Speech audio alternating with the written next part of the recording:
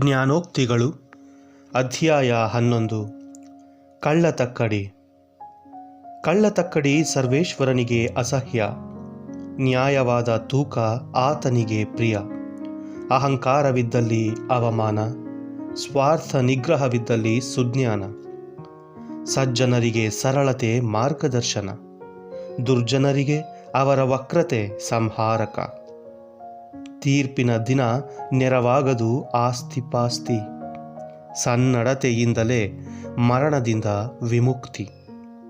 ನಿರ್ದೋಷಿಯ ಮಾರ್ಗ ಸರಾಗ, ದುಷ್ಟತನದಿಂದ ದುರುಳನ ಪತನ. ಸಜ್ಜನರ ಬಿಡುಗಡೆ ಸದಾಚಾರದಿಂದ, ವಂಚಕರ ಬಂಧನ ದುರಾಶೆಯಿಂದ. ದುರುಳನೊಂದಿಗೆ ಸಾಯುವುದು ಅವನ ನಿರೀಕ್ಷೆ, ಅಳಿವುದು ಸಾಮರ್ಥ್ಯದ ಮೇಲಿಟ್ಟ ಅವನ ನಂಬಿಕೆ. ಸಜ್ಜನನು ಇಕ್ಕಟ್ಟಿನಿಂದ ಪಾರಾಗುವನು, ದುರ್ಜನನು ಅದರೊಳಗೆ ಸಿಕ್ಕಿ ಬೀಳುವನು. ಅನೀತಿವಂತನು ಮಾತಿನಿಂದ ನೆರೆಯವನನ್ನು ನಾಶ ಮಾಡುವನು, ನೀತಿವಂತನು ತಿಳುವಳಿಕೆಯಿಂದ ಅವನನ್ನು ಉದ್ಧಾರ ಮಾಡುವನು. ಸಜ್ಜನರು ಸುಖಿಗಳಾದರೆ ಊರಿಗೆ ಉಲ್ಲಾಸ, ದುರ್ಜನರು ಹಾಳಾದರೆ ಮಾಡುವರು ಜಯಘೋಷ.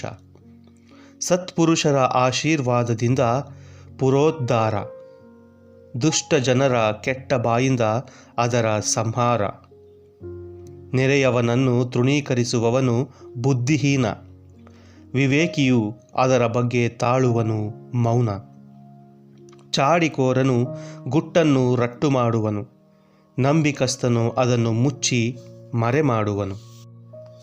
ನಾಯಕನಿಲ್ಲದೆ ಜನತೆ ನಾಶವಾಗುವುದು, ಹಲವರು ಸುಮಂತ್ರಿಗಳಿರುವಲ್ಲಿ ಸಂರಕ್ಷಣೆ ಇರುವುದು. ಅಪರಿಚಿತನಿಗೆ ಜಾಮೀನು ನಿಂತರೆ ಹಾನಿ, ಜಾಮೀನನ್ನು ತೊರೆದು ಬಿಟ್ಟರೆ ನೆಮ್ಮದಿ. ಸದ್ಗುಣ ಸ್ತ್ರೀ ಕಾಪಾಡಿಕೊಳ್ಳುತ್ತಾಳೆ ಸನ್ಮಾನವನ್ನು, ಬಲವಂತ ವ್ಯಕ್ತಿ ಕಾಪಾಡಿಕೊಳ್ಳುತ್ತಾನೆ ಆಸ್ತಿಪಾಸ್ತಿಯನ್ನು. ಪರೋಪಕಾರಿ ತನಗೂ ಉಪಕಾರಿ, ಕ್ರೂರಿಯಾದವನು ತನ್ನ ದೇಹಕ್ಕೂ ಕ್ರೂರಿ. ದುರುಳನು ಪಡೆವ ಸಂಬಳ ಜೊಳ್ಳು ಸಂಬಳ, ನೀತಿಯನ್ನು ಬಿತ್ತುವವನು ಪಡೆವನು ಸತ್ಫಲ. ಧರ್ಮನಿರತನಿಗೆ ದೊರಕುವುದು ಜೀವ, ಅಧರ್ಮಾಸಕ್ತನಿಗೆ ಸಿಗುವುದು ಮರಣ. ವಕ್ರ ಹೃದಯರು ಸರ್ವೇಶ್ವರನಿಗೆ ಅಸಹ್ಯರು, ಸನ್ಮಾರ್ಗಿಗಳು ಆತನ ಕೃಪೆಗೆ ಪಾತ್ರರು. ದುಷ್ಟನಿಗೆ ದಂಡನೆ ಕಟ್ಟಿಟ್ಟ ಬುತ್ತಿ, ಶಿಷ್ಟ ಸಂತಾನಕ್ಕೆ ಸಿಗುವುದು ಮುಕ್ತಿ. ಲಜ್ಜೆಗೆಟ್ಟು ನಡೆಯುವ ಸೌಂದರ್ಯವತಿ, ಹಂದಿಯ ಮೂತಿಗೆ ಚಿನ್ನದ ಮೂಗುತಿ. ಸಜ್ಜನರ ಕೋರಿಕೆ ಕಲ್ಯಾಣ ಸಾಧಕ, ದುರ್ಜನರ ನಿರೀಕ್ಷೆ ಕೋಪಾಗ್ನಿ ಸಾಧಕ. ಅಳತೆಯಿಲ್ಲದೆ ಕೊಡುವವನು ಧನಾಢ್ಯನಾಗುವನು, ಕೊಡಬೇಕಾದುದನ್ನು ಬಿಗಿ ಹಿಡಿದವನು ಬಡವನಾಗುವನು.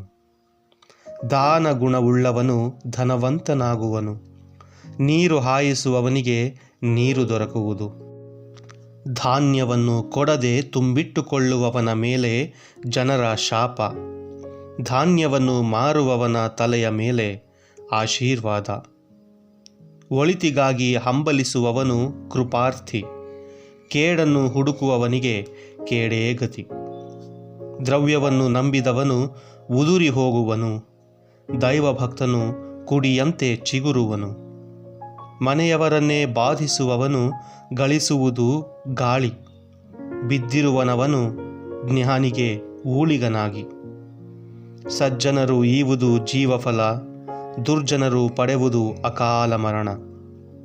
ಸಜ್ಜನರೇ ಜಗದೊಳು ತಮ್ಮ ಕರ್ಮದ ಫಲವನ್ನು ಅನುಭವಿಸುವಲ್ಲಿ, ಹೇಳಬೇಕೆ ಇನ್ನು ದುರ್ಜನರ ಹಾಗೂ ಪಾಪಿಗಳ ಪರಿಸ್ಥಿತಿ. ಪ್ರಭುವಿನ ವಾಕ್ಯ. ದೇವರಿಗೆ ಕೃತಜ್ಞತೆ ಸಲ್ಲಲಿ.